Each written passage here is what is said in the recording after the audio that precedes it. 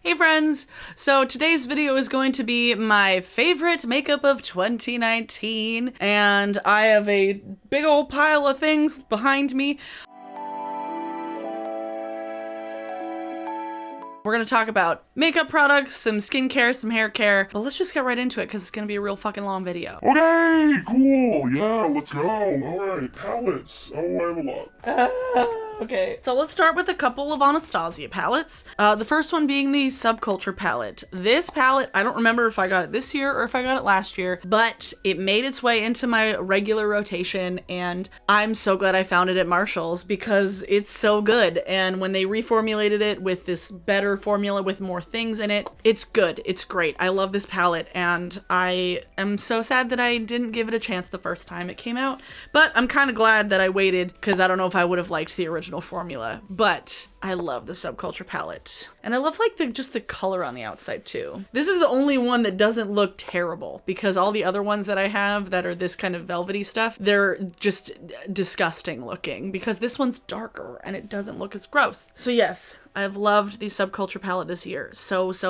much. Holy shit. The Sultry palette, ironically enough, these are both palettes that I anti-hauled when I initially saw them, because this one when I initially saw it, it looked boring. It looked boring in pictures, but in person, it truly does translate really well on the eyes. I am wearing the shade Bloom, Rose Quartz, and a little bit of Dystopian, and some Birch blended it out, but it's just a great neutrals palette.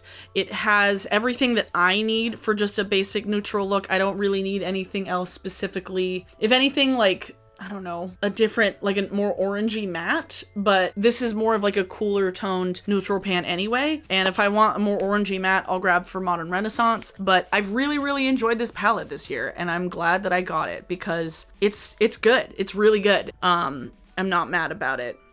I don't like that they don't have the formula on the back, that they don't have the ingredients. That's a little bit annoying, but I love these so much. Okay, now we have a few from Midas, which I've talked about extensively. I've talked about Midas Cosmetics so much. I actually still have the unicarton that they came in.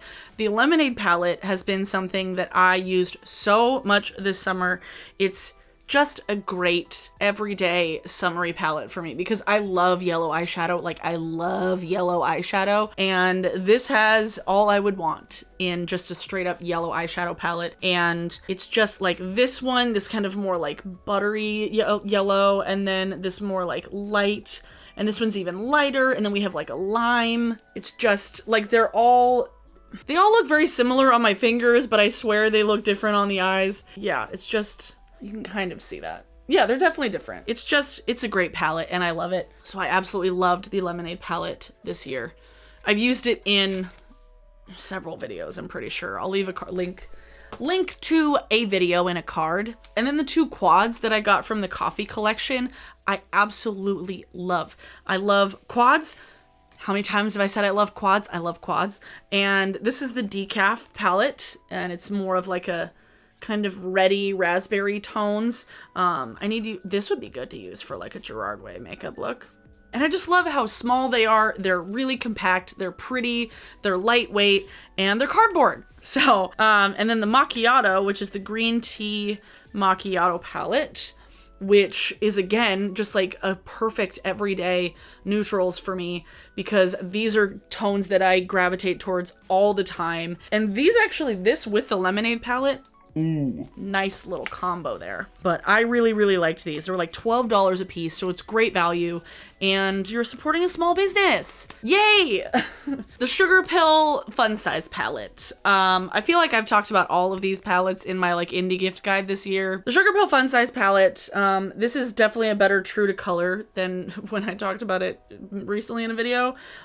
It's a really nice little brights palette, and I feel like it can kind of work not quite like pastels, but it's not like so saturated to where it's really difficult to blend. Like, these are still bright enough to have like an impact on the eyes, but not so bright to where it's like impossible to blend them out. And again, it's tiny, it's cute, it's easy to travel with. Like, I have been gravitating towards small palettes all year. The biggest palette I have is probably this one.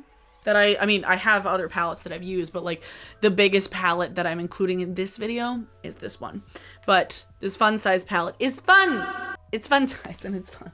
This is a recent love that I did an entire video about. Link in a card. I did a 3 looks 1 palette with this, and this is the Kaleidos Futurism 5 Electro-Turquoise palette, and this looks true to color on camera.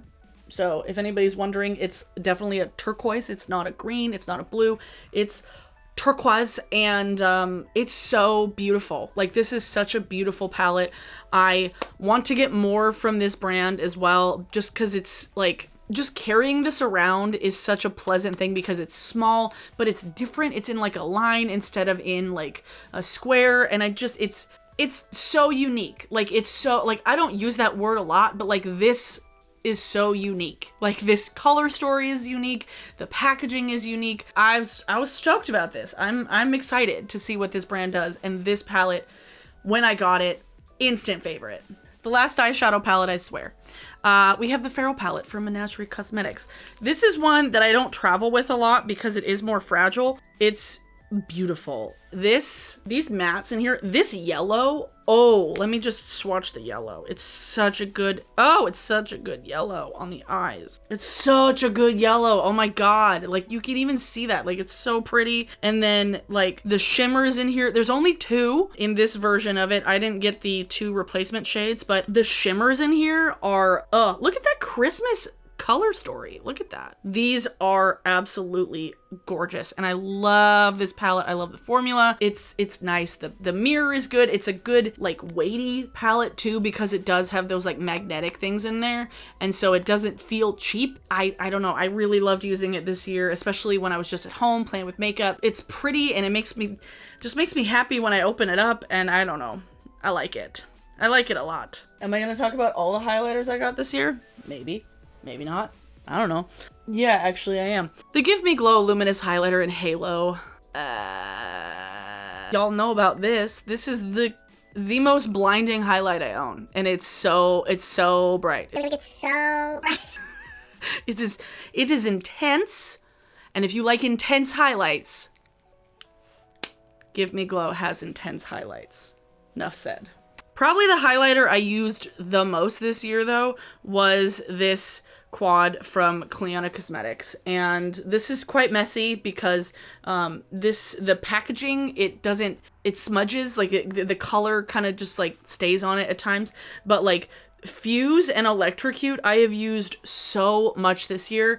When I bought this initially, I was like, I don't want to like invest in like a big pan. I wanted just to try the smaller ones, but when I'm done with these, I might buy like a big pan of one of these because the formula is so cool. It doesn't have much of a base tone to it, so it's not going to leave like a weird white cast on your face. Like Circuit is such a cool yellow. Like, oof. Like Circuit is similar. Actually, Circuit's very similar to that Halo color. Let me check, actually. That might be a real similar. They're definitely a different formula. For sure. So they are virtually the same tone, but as you can see, the Clionadh one doesn't have as much of a base shade, so when you move it around, you can't see it as much. You can't see as much of a base shade. The Give Me Glow one is definitely more blinding, and it has more of a base shade, but they're virtually the same color. Even like looking at my hand, I can see it's just the formula is different, but they're virtually the same shade. Huh, interesting. But I love this Clionadh quad, so good. And then the Comet Catcher one from Kaleidos. This is another one that was like a late to the game contender, and I really, really enjoy it. I really like it. I feel like I need to like wipe off the packaging on the outside because it's kind of like a rubberized metal, so it could get dirty easily, but it seems very easy to clean, easy to travel with. The color's cool. I like it a lot. I don't know. I used it in the video where I talked about that initial palette, so definitely check that video out if you want to see it in action. A couple of Fenty things that I added to my collection this year that I really, really enjoyed. The Fenty bronzer in Inda Sun. This is the lightest shade, so it's a very light bronzer. It's similar tone to the Too Faced Milk Chocolate, but it's just like slightly cooler. And I really, like, it's just a slightly different tone, but it's a similar, like, shade. So it's, like, about as light and about as dark as that milk chocolate bronzer, but it's just a slightly different tone. And I really like the formula of it. It's easy to blend out. It's not too pigmented. It's not pigmented enough. It's just, like, just right, Goldilocks. And I really like the packaging of it, too. I really do. And then something that I lusted after for quite a while is the Killawatt duo in Sangria Sunset and Mimosa Sunrise.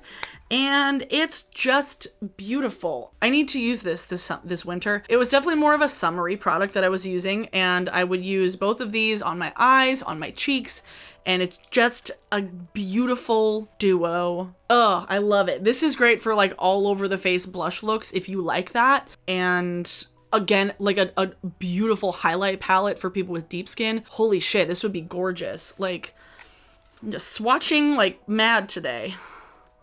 Like, you can kind of see that. Like, it has such a really nice, like, kind of natural glow to it. Like, it's not overly shimmery. So if I wear it on my cheeks, it doesn't look like too crazy, you know, it's just like the right amount of glow, and I like it a lot. Now, one of these blushes is brand new, so I'm just showing it because I have two of them now. This is no surprise to anybody. The Cover FX monochromatic blush duo in Warm Honey. Oh, baby, I use this so much as soon as I got it. There's like a significant dent in the shimmery side. Not as much in the matte side because you don't need that much product to get like a color, but I love this. I love the formula of these. It's like $38, but you're essentially getting two blushes. And for me, it's worth every penny because I love the formula that much and it's just gorgeous. This is the closest thing I've been able to find as like a dupe to, well, I mean, it's a similar finish to like MAC's Warm Soul, like the original MAC Warm Soul. This one's really nice. It fills that void in my heart. And I did just buy Pink Dahlia as well. This is the pinky shade, because I actually I realized I was like, I don't really have a lot of just like pink blushes. I'm wearing it today actually. I think it's very cute. Very cute. The Cover FX Power Play Concealer is not exciting, but it was a favorite because I used it. This is the second one I've bought and it's really good. And I think it's better than the Shape Tape. So, pretty good. Not mad about it. Yeah, Cover FX was just killing it this year. I love it. Honestly, I didn't have a ton of lip products this year that I really used a lot. The Glossier Gloss is a gorgeous finish of a gloss. I have a Colourpop gloss sitting around. The Colourpop So Juicy lip glosses were also a favorite. I'm thinking about getting Princess Cut, which is the clear one, because I did declarify this Glossier one. The only thing I have a problem with this Glossier gloss is that it's tiny and there's not a lot of it in there. So yeah, because I literally have probably had this since like, I don't know, May, and there's already like a lot gone. So it's a really good formula, but it's too expensive. The Bite Agave Lip Mask. Everybody else shits their pants over the Laneige Sleeping Lip Mask. I don't think that's that good. It doesn't work for me. The Bite Beauty Agave Masks are far superior in my mind. I haven't tried the new formula. I'm still a little bit sad about it because literally the original Agave lip mask is such a good formula. It works so well on my lips. Very few lip balms actually work for my lips. Like, I bought like the Kush lip glossy balm thing from Milk and it didn't work for me. It irritated my lips, but like the Bite ones work so damn well. This is the maple one. It has like a kind of slight brownish tint to it, but they're both good. I prefer the original, but this one's good too. I made a significant dent in this one. And I finished the original one this year, the first one that I bought, and then I bought a backup, and I'm just like, I don't want it to be bad. I don't want the new formulation to be bad. Like, this might be the first time where I get like sad about a reformulation or a discontinuing of a product. And then a lipstick that I particularly loved, a formula really. I have two lipsticks from Melt. This is the shade Bane, which is the black shade, and then I have the shade 710 Somewhere, which is the mustardy shade. I love both of these a lot. I love the formula of them. I think they go on really easily. They're nice and opaque. They're comfortable. And I have just been really liking using cream lipsticks lately, like stick lipsticks, not like liquid matte lipsticks. I've been kind of not doing that this year, but I've been really liking the Melt lipstick formula, and I would get more if I honestly, I don't wear lipstick a lot. I haven't been wearing lipstick a lot. So these ones I actually do really like, and I've worn them several times in videos and I enjoy them. The formula's good. I like it. 3 more things. We have a couple of hair products. That are newer to my regimen that I really, really, really like. The AG Hair Care Balance Natural Shampoo.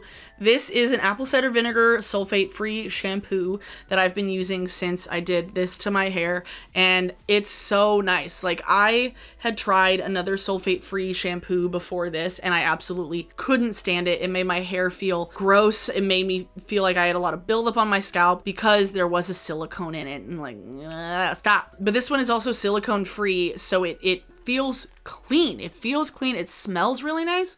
Like, it smells clean and refreshing. Ooh, I love it. The apple cider vinegar, like, I don't know, something about it. I think this is what Brooke, my hairstylist, used to wash my hair in the salon.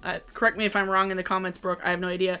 But it smells really nice. It cleans my hair really well. This is what I've been using on my hair most of the year, like this one. And then every once in a while, I'll use Jersey Bounce from Lush when I'm like really wanting to like deep cleanse my hair. But that's when usually my color has faded. But this is what I've been using in my hair. Like, this is my shampoo. And so if anybody's ever wondering what shampoo I use, this is the shampoo I use.